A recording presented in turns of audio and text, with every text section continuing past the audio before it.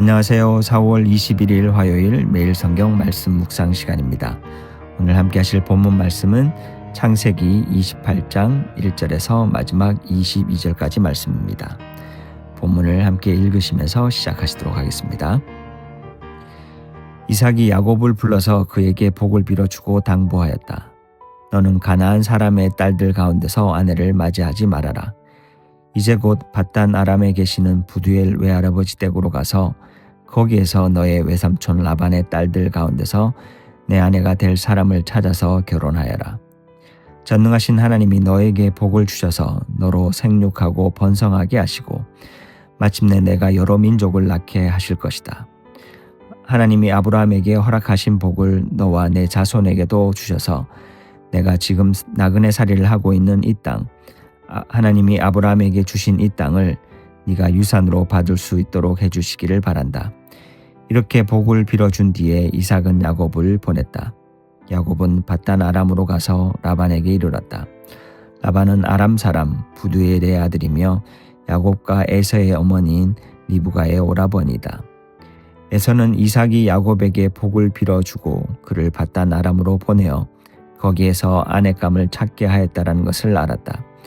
에서는 이삭이 야곱에게 복을 빌어주면서 가나안 사람의 딸들 가운데서 아내감을 찾아서는 안 된다고 당부하였다라는 것과 야곱이 아버지와 어머니의 말에 순종하여 밧단 아람으로 떠났다라는 것을 알았다.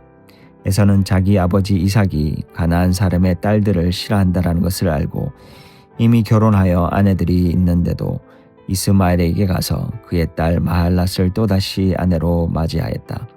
마할랏은 느바요스의 누이이며 아브라함의 손녀이다. 야곱이 부엘세바를 떠나서 하란으로 가다가 어떤 곳에 이르렀을 때 해가 저물었으므로 거기에서 하룻밤을 지내게 되었다. 그는 돌 하나를 주워서 베개로 삼고 거기에 누워서 자다가 꿈을 꾸었다. 그가 보니 땅에 층계가 있고 그 꼭대기가 하늘에 닿아 있고 하나님의 천사들이 그 층계를 오르락 내리락 하고 있었다. 주님께서 그 층계 위에 서서 말씀하셨다. 나는 주 너의 할아버지 아브라함을 보살펴준 하나님이요 너의 아버지 이삭을 보살펴준 하나님이다. 네가 지금 누워있는 이 땅을 내가 너와 너의 자손에게 주겠다. 너의 자손이 땅의 티끌처럼 많아질 것이며 동서남북 사방으로 퍼질 것이다. 이 땅 위의 모든 백성이 너와 너의 자손 덕에 복을 받게 될 것이다. 내가 너와 함께 있어서 네가 어디로 가든지 너를 지켜주며 내가 너를 다시 이 땅으로 데려오겠다. 내가 너에게 약속한 것을 다 이루기까지 내가 너를 떠나지 않겠다. 야곱은 잠에서 깨어서 혼자 생각하였다. 주님께서 분명히 이곳에 계시는데도 내가 미처 그것을 몰랐구나. 그는 두려워하면서 중얼거렸다. 이 얼마나 두려운 곳인가. 이곳은 다름 아닌 하나님의 집이다. 여기가 바로 하늘로 들어가는 문이다. 야곱은 다음 날 아침 일찍이 일어나서 베개 삼아 벤 그 돌을 가져다가 기둥으로 세우고 그 위에 기름을 붓고 그곳 이름을 베델이라고 하였다. 그 성의 본래 이름은 루스였다. 야곱은 이렇게 서원하였다. 하나님께서 저와 함께 계시고 제가 가는 이 길에서 저를 지켜주시고 먹을 것과 입을 것을 주시고 제가 안전하게 저의 아버지 집으로 돌아가게 하시면 주님이 저의 하나님이 될 것이며 제가 기둥으로 세운 이 돌이 하나님의 집이 될 것이며 하나님께서 저에게 주신 모든 것에서 열의 하나를 하나님께 드리겠습니다. 오늘 본문은 야곱이 형 에서와 아버지 이삭을 속이고 장자의 축복을 가로챈 후 형의 분노를 피해 밧단 아람에 있는 외삼촌 라반의 집으로 가는 이야기를 담고 있습니다. 겉으로 보면 이삭과 리브가가 야곱을 가나안 여인이 아닌 친족 여인과 결혼시키려는 것처럼 보이지만 실상은 앞장에서 에서가 야곱을 죽이려 한다는 것을 알았기에 그 분노를 피해 급히 도망을 보내는 것입니다. 우리는 종종 이 장면을 이방 여인과의 결혼을 막으려는 이삭과 리브가의 믿음의 결단으로 쉽게 포장하곤 합니다. 그런데 여기서 한 가지 짚고 넘어가야 할 것이 있습니다. 하나님은 본문의 이 시점까지 이방인과의 결혼을 금하신 적이 없으시다라는 것입니다. 그 말씀은 훨씬 나중에 출애굽 때 모세를 통해 주어졌습니다. 그리고 그 말씀조차도 단순히 다른 민족이나 인종 간의 결혼 자체를 금하는 게 아니라는 것을 우리는 분명히 알아야 합니다. 그래서 이 본문의 상황은 그냥 솔직하게 바라보는 게 더 자연스럽습니다. 자녀를 친족과 결혼시키려 했던 당시의 인간적인 간섭, 그리고 위험에 처한 아들을 어떻게든 살려보려는 부모의 마음, 그게 전부일 수 있습니다. 그런데 우리는 왜 자꾸 이걸 믿음의 행동으로 포장하려 할까요? 어쩌면 우리가 자신도 모르게 늘 우리 스스로의 결정과 행동에 영적 정당성을 부여하고 싶어 하기 때문일 것입니다. 하나님의 은혜를 은혜 그대로 받아들이지 못하고, 그래도 내가 이런 결정을 했으니까, 이런 노력을 했으니까 은혜를 입은 거야라고 착각하며 사는 것입니다. 하지만 우리는 분명히 기억해야 합니다. 은혜는 나의 옳음 때문에 주어지는 보상이 아니라는 사실을. 계속해서 6절부터 9절에는 에서의 이야기가 잠깐 나옵니다. 에서는 부모가 야곱을 어떻게 보냈는지, 그리고 자신이 아내로 맞아들인 가나안 여인들을 부모가 달가워하지 않는다는 것을 알게 됩니다. 그래서 이미 여러 아내들이 있음에도 불구하고 자신의 삼촌인 이스마엘의 딸 마할랏을 또 아내로 맞아들입니다. 에서가 뭔가를 만회하려는 것처럼 보입니다. 동생에게 빼앗겨버린 장자의 축복, 언약의 자리로 돌아가기 위해 자신이 할 수 있는 모든 걸 해보려는 모습입니다. 혹자는 이 모습을 두고 언약의 자손이 아닌 이스마엘의 딸과 결혼이기에 이미 에서에게 주어진 운명이나 선택받은 야곱의 특별함으로 해석할 수도 있습니다. 그러나 여기서 9절에 나오는 표현을 보면 저자가 말하려는 의도가 다르다는 것을 알 수 있습니다. 마할랏을 아브라함의 손녀라고 부르는 것입니다. 아브라함 가문의 피, 그걸로 뭔가 자격을 갖추려는 에서의 마음이 느껴지게 하고 싶은 것입니다. 그리고 에서가 놓치고 있는 것을 이야기하고자 합니다. 언약의 핵심은 혈통이 아니라 믿음이라는 것입니다. 하나님을 주인으로 인정하는 신뢰입니다. 아브라함 가문이라는 형식은 갖췄지만 그 안에 담겨야 할 진짜 내용은 여전히 빠져 있는 겁니다. 어쩌면 이게 우리의 모습이기도 합니다. 은혜를 은혜 그대로 받지 못하고 여전히 내 노력으로, 내 조건으로 뭔가를 쟁취하려고 하는 모습. 바로 이것이 우리 안에 있는 에서의 모습이 아닐까 생각하게 됩니다. 10절부터는 야곱의 이야기로 넘어옵니다. 하란을 향해 가다가 밤이 되어 한 곳에서 자게 된 야곱. 그 꿈 속에서 하늘에 닿아 있는 층계를 보게 됩니다. 천사들이 그 위를 오르락 내리락 하고 그곳에서 하나님이 말씀하십니다. 이 층계는 우리에게 바벨탑을 떠오르게 합니다. 인간이 스스로 하나님의 자리까지 올라가겠다며 쌓아 올렸던 그 교만의 탑입니다.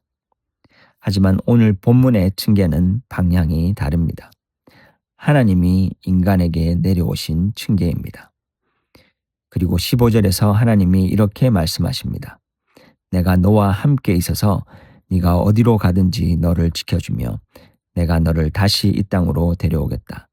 내가 너에게 약속한 것을 다 이루기까지 내가 너를 떠나지 않겠다.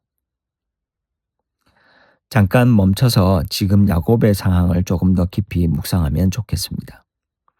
지금 야곱이 어떤 상태입니까? 형을 속였습니다. 그리고 아버지를 속였습니다. 목숨이 위태로워서 도망 중입니다. 하나님을 위해 한 일이라곤 단 하나도 없습니다. 지쳐있고 불안하고 인생의 가장 어두운 바닥을 지나고 있습니다. 그런 야곱에게 하나님이 찾아오신 것입니다. 조건 없이 이유 없이 그냥 찾아오신 것입니다. 이것이 은혜인 것입니다. 내가 뭔가를 해서 받는 게 아니라 아무것도 없는 나에게 하나님이 먼저 내려오시는 것. 창세기의 이 이야기들은 혈통의 이야기도 민족주의의 이야기도 인간의 노력의 이야기도 아닙니다. 처음부터 끝까지 하나님의 은혜의 이야기입니다. 또한 이 층계는 요한복음 1장 51절에 너희는 하늘이 열리고 하나님의 천사들이 인자 위에 오르락 내리락 하는 것을 보게 될 것이다 라고 말씀하신 예수님을 떠오르게 합니다. 우리의 두려움과 문제의 삶 가운데 직접 내려오신, 그리고 우리가 하나님께 나아갈 수 있는 문이 되신 예수님이 바로 은혜의 본질이라는 사실을 깨닫게 됩니다. 야곱은 잠에서 깨어나며 이렇게 16절에 고백합니다. 주님께서 분명히 이곳에 계시는데도 내가 그것을 알지 못하였구나. 당시 사람들은 신들이 지역마다 따로 있다고 믿었습니다. 야곱도 아마 이렇게 생각했을 것입니다. 자신이 살던 지역을 벗어나면 하나님의 영역을 벗어난다고 생각했을지도 모릅니다. 그런데 그 도망하던 그 길 위에서 돌베개를 베고 쓰러진 그 자리에서 하나님을 만난 겁니다. 모든 지역, 모든 상황을 주관하시는 하나님을, 내가 가장 도망치고 싶은 그 자리에도 이미 계셨던 하나님을, 그리고 모든 것이 하나님이 계시는 집 베델이라는 사실을 깨닫게 됩니다.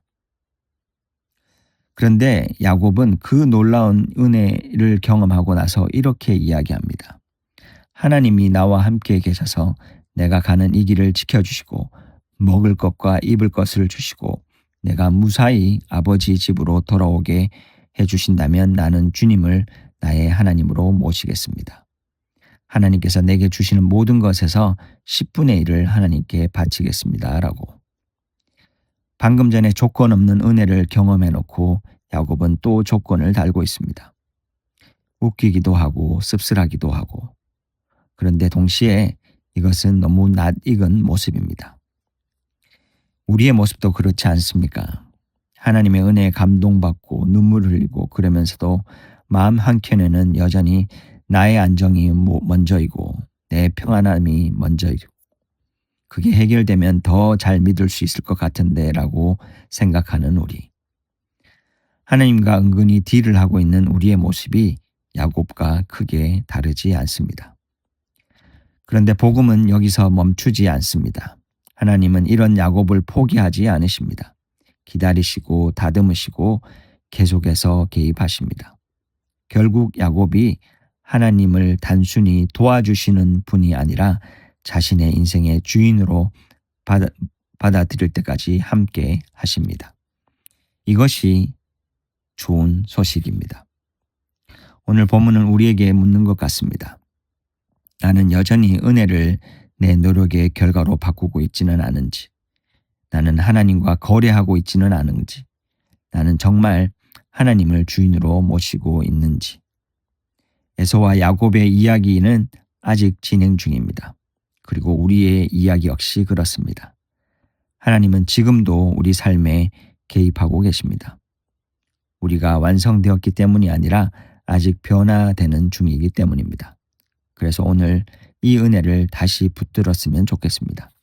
내가 잘해서가 아니라 하나님이 먼저 찾아오셨기 때문에 시작된 이 이야기, 그 은혜를 기억하며 하나님이 내 삶의 주인이 되시도록 한 걸음 더 내어드리는 우리가 되기를 소망합니다.